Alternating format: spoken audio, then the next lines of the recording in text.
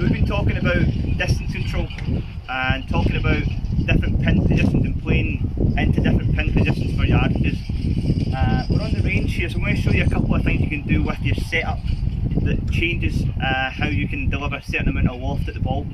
Rather than play a shot and have a half swing, 3/4 swing, which is awkward, we can play 3 different distances with the same full swing. I'll show you.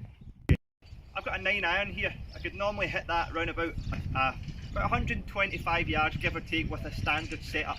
Okay, so most of our golfers, one, they don't know how far they hit the ball, and two, they've got a vague, rough guide of, yeah, I hit it about this distance, but they don't pay attention to, one, where the flag is, and also the fact that a green, give or take, is about 30 yards from front to back. So what we can do is we can actually take a club here, depending on your ability.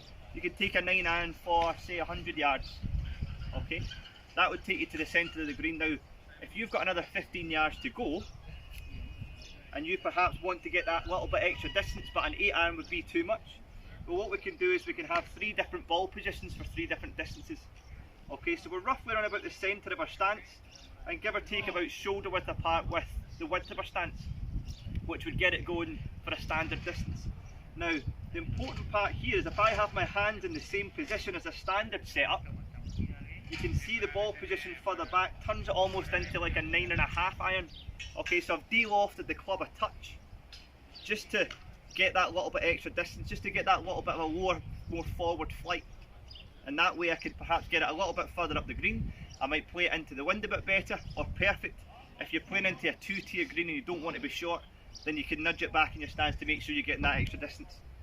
Now flip it over, if you're perhaps maybe playing off a tight lie a little bit, or the pin's tucked close behind the bunker, perfect. Now I can nudge it further forward in my stance, and I can add that little bit of loft, so that I can then send the ball much higher and land it that little bit softer. Okay, so with the ball being slightly further back, you can see it's towards my right foot, so back foot, back of the green, front foot, front of the green. That's the way to think about it. And you can see from here how my hands have angled the shaft,